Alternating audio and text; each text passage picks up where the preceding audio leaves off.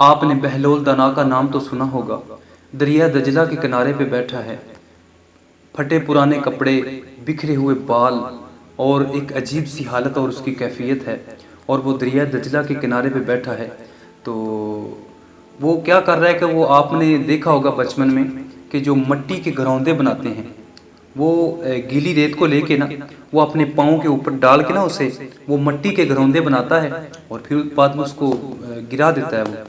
تو تھوڑی دیر گزری، وہ صبح اسی شکل میں لگا ہوا تھا، تو ہارون رشید جو بادشاہ تھا نا وہ وہاں سے گزرا، اور بادشاہ نے کہا کہ بہلول یہ کیا کر رہے ہو؟ تو بہلول دانا نے کہا کہ میں جنت کے محل بنا رہا ہوں۔ تو اس نے ہنس کے کہا کہ یہ پاگل ہے، دیوانہ ہے، مجنون ہے۔ تو خیر بادشاہ چلا گیا۔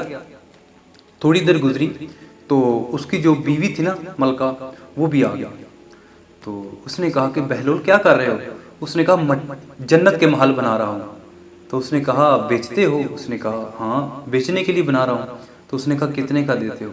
اس نے کہا 10 روپے کا۔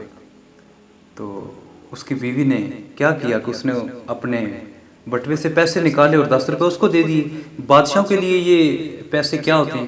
خیر انہوں نے 10 روپے اس کو دیے۔ تو اس نے ایک جو گھروندہ بنایا تھا نا اس کے گرد اس نے چاروں طرف ایسے کیا، دائرہ کھینچا، اور اس کو کہا کہ یہ جنت کا محل تیرا ہے۔ تو اس نے پیسے پکڑے اور مٹی میں پھینک دیے، مٹی میں نہیں دریا میں پھینک دیے، پانی میں پھینک دیے۔ تو حضرت داتا گنج بخش علی حجویری کشف المعجوب میں لکھتے ہیں کہ فقیر اتنی دیر تک فقیر نہیں بنتا جب تک کہ مٹی کا ڈھیلا اور سونے کی ڈلیا اس کے لیے برابر نہیں ہو جاتی۔ فقیر اتنی دیر تک فقیر نہیں بنتا۔ تو خیر فقیروں کے لیے پیسے کی کیا قیمت یا کیا قدر اس کی، اس نے وہ پیسے پکڑے اور دریا میں پھینک دیے، ملکہ چلی گئی۔ ہارون رشید جب رات کو سویا نا تو وہ اس نے کیا خواب دیکھا کہ میں جنت کے قریب سے گزرا، اور اس نے دیکھا کہ ایک بڑا شاندار اور کتنا پیارا سا محل ہے، اور اس کے اوپر ملکہ زبیدہ اس کی بیوی کا نام تھا، اس کے اوپر لکھا تھا ملکہ زبیدہ۔ تو اس نے کیا کیا، اس نے اندر جب گھسنا چاہا نا تو خدام نے روک لیا۔ انہوں نے کہا کہ بھائی یہ میری بیوی کا محل ہے، یہ دیکھیں میری بیوی کا نام لکھا ہوا ہے۔ اس نے کہا نہیں یہ جنت ہے، دنیا کے معاملات اور ہوتے ہیں لیکن میاں یہ جنت ہے، تو یہ تیری بیوی کا ہے تو صرف تیری بیوی کا ہے، اس میں تو داخل نہیں ہو سکتا۔ خدام نے روک لیا، خدام نے نہ جانے دیا۔ تو بادشاہ جب سویا ہوا تھا وہ خواب دیکھ رہا تھا، بادشاہ اٹھا اور اٹھ کے اس نے اپنی بیوی کو جگایا۔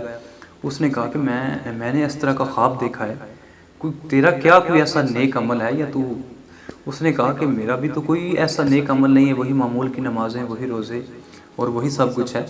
تو اس نے کہا ہاں مجھے یاد آیا، کل میں گزر رہی تھی تو بہلول جو تھا نا وہ جنت کے محل بنا رہا تھا، تو میں نے اس کو کہا کہ بہلول ایک مجھے بھی دے دو، کیا بیچتے ہو؟ اس نے کہا بیچنے کے لیے بنا رہا ہوں۔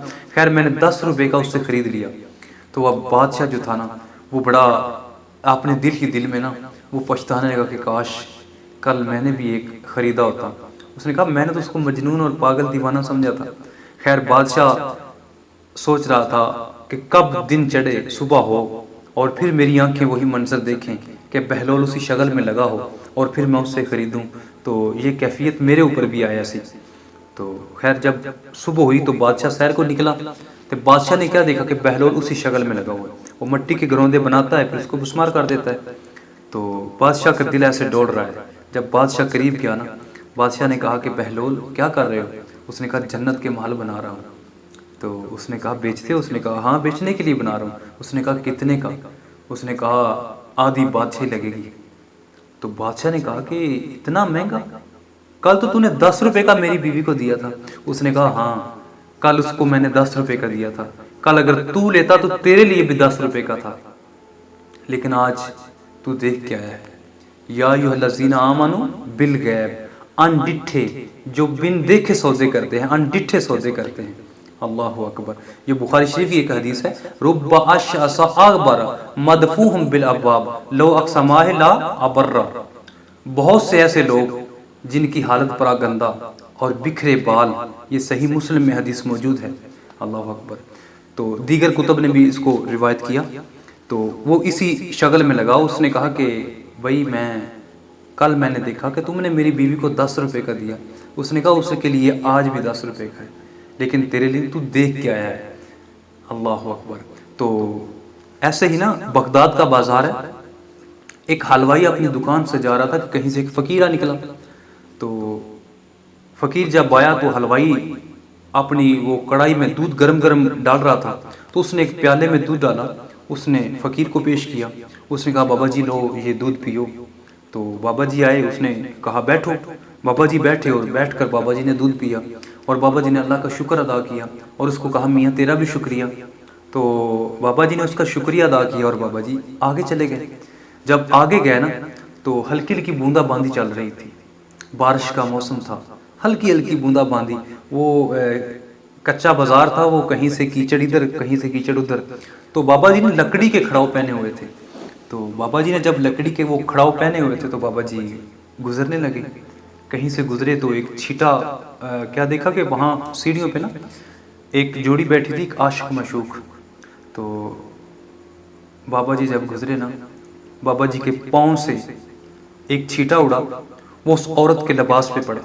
جب اس کے عورت کے لباس پہ وہ چھیٹا پڑا نا, اس کے پاس بیٹھا جو اس کا یار تھا نا, اسے بڑا غصہ آیا. تو وہ اس کا یار اٹھا اور اٹھ کے اس کے فقیر کے منہ پہ تھپڑ دے مارا. اس نے کہا فقیر بنے پھرتے ہو, چلنے کی تمیز بھی نہیں ہے, قیمتی لباس ضائع کر دیا. تو بابا جی نے کہا میں نے دیکھا نہیں. تو اس نے کہا کہ تو فقیر بنا پھرتا ہے, تیرے کو چلنے کی تمیز بھی نہیں. تو بابا جی نے کیا کیا, بابا جی نے اسی وقت آسمان کی طرف دیکھا, اس کو کہا کہ واہ میرے مالک, تو بھی بڑا بے نیاز ہے, کہیں سے صبح صبح دودھ پلاتا ہے اور کہیں سے تھپڑ مرواتا ہے, تیری بھی عجیب شانیں ہیں. بابا جی نے اللہ کا شکر ادا کیا. یہ بھی داتا صاحب کشف المعجوب میں لکھتے ہیں کہ فقیر اتنی دیر تک فقیر نہیں بنتا جب تک وہ اللہ کی رضا پہ راضی نہیں ہو جاتا. تو بابا جی نے کہا کہ واہ میرے مالک تیری بھی عجیب شانیں ہیں, کہیں سے دودھ پلواتا ہے کہیں سے تھپڑ مرواتا ہے. تو بابا جی آگے چلے گئے. ابھی بابا جی وہ بازار کے کسی دوسرے کونے سے نہیں مڑے تھے, تو اتنی دیر میں وہ بھی اپنے گھروں کو چلے گئے. اور وہ عورت جو تھی نا, وہ اپنے مکان کی چھت کی سیڑھیوں پر جب چڑھنے لگی نا, وہ سر کے بل گری. اس کو چوٹ ایسی لگی کہ وہ موقع پہ فوت ہو گئی. تو شور مچ گیا. لوگوں نے کہا کہ کسی نے کچھ کہا, کسی نے کچھ کہا. تو کسی نے کہا کہ ہم نے دیکھا تھا بازار میں ایک منظر, انہوں نے بابا جی کو تھپڑ مارا اور بابا جی نے اس کو بد دعا دی ہے, تو اس لیے یہ قیمتی جان چلی گئی. تو بابا جی نے کہا کہ انہوں نے کہا کہ فقیر کو پکڑو. ابھی فقیر دوسرے کونے پہ بازار پہ نہیں گیا تھا, تو پکڑ لیے گئے, اٹھا کے لے آئے. اس نے کہا کہ بابا جی تم نے بد دعا دی ہے اور یہ قیمتی جان چلی گئی. اس نے کہا میاں میں نے اس کو کوئی بد دعا نہیں دی.